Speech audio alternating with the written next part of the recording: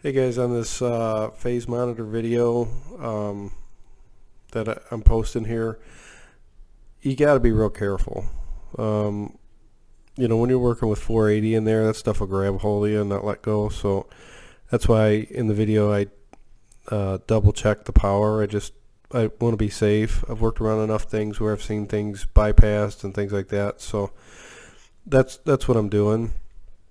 Also, the reason you see a lot of phase monitors out there is bad power.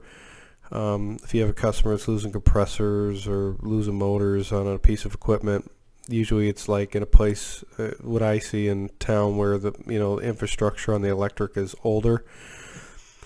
Nice add-on sale for a customer. Maybe you got 10 rooftops, and if you can put phase monitors on all the equipment for the cost of like one compressor job. So I would recommend, if you're working with customers doing preventative maintenance and you're seeing power issues, look to add some of those. Definitely have them on server room units and stuff. Next thing I'm going to cover, I fixed a gas valve on this convection oven shortly thereafter, yesterday the 31st of January, on this convection oven. Had a bad gas valve. I was kind of laughing about it with the shop. I'm like, I go from no heat to making no cookies.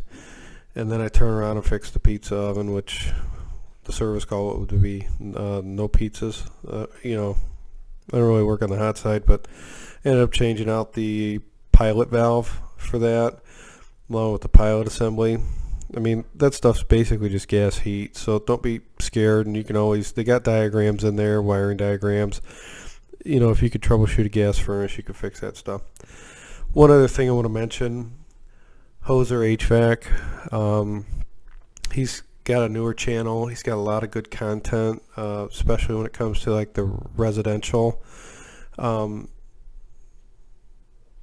work that we do. He's a UA member out of Canada. Right here, as you can see, I'm subscribed to that.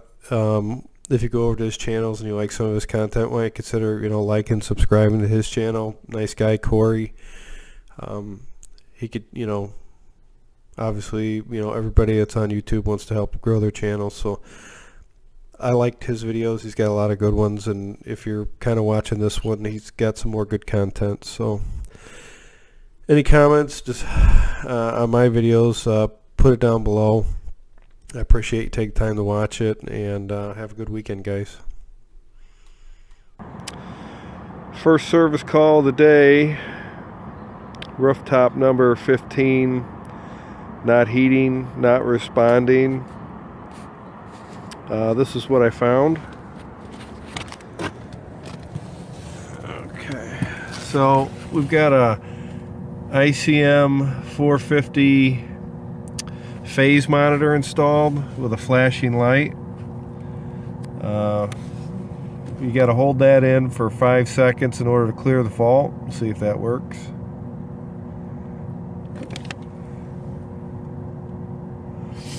I can't clear the fault. So what I did is the phase monitor right there, those wires, it's 480, they come off this contactor. So I want to check my voltage and make sure that I'm getting the proper voltage. This particular unit's 480. So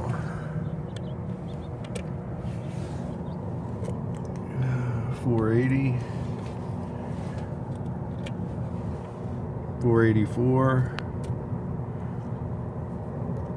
487. So I've got good power there. So the next step is I want to check my common and load right here on the bottom. That's what energizes this unit. So there and there. I got 24 volts on that side, and I got no voltage on that side. So what I do is I take and I jump from here to there. And when I did that, the unit came on and started to heat. So in order to keep this simple, I'm just going to go to the supply house and buy me a new phase monitor. Pretty simple service call. It's Friday morning. I'll show you the new one when I put it in. Okay, first thing I'm going to do is turn the power off.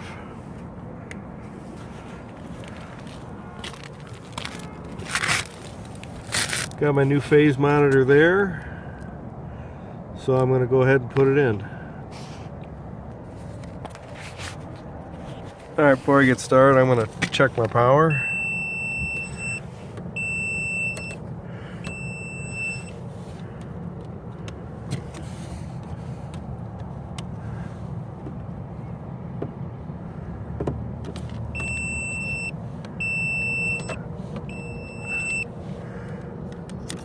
Okay. My power is dead, but I have to be careful. There is live power right there, right where I'm working. So let me swap this out, put the phone down. Alright, so I installed the new phase monitor. I do have to program it. Always follow the instructions. If you're not sure, refer to the manufacturer's specifications on the equipment you're working with. So I'm going to go ahead and program that. I'm going to walk through the programming with you. You hit the setup button and you set the parameters for the voltage that the equipment has. Then you go through setup.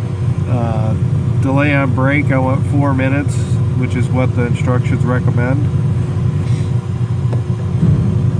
Delay on fault, 8 seconds. Percentage of voltage, you can adjust that here. This unit needs to be at 12%. Under voltage, same thing, 12%. You can adjust that here.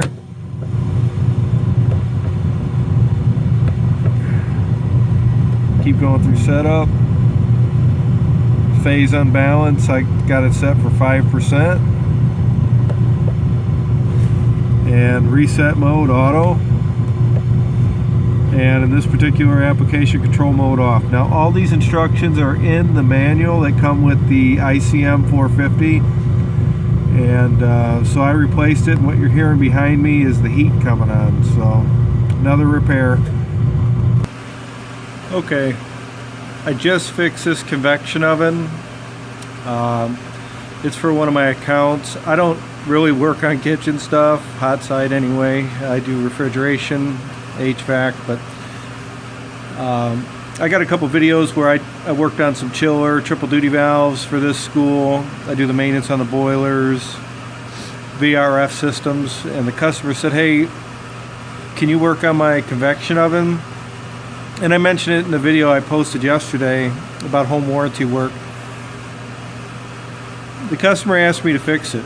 So I've never worked on one before, but I was able to fix it, you know. So the reason I do that is because there's another company that comes in here that does some mechanical work too, and I'm not letting them get a chance to come on in here and take some of my work. So I guess today I had to you know, fix a convection oven, and I'm going to work on the pizza oven next. So I'm willing to do whatever it takes. I don't care. I mean, for what they're paying me, I'm good.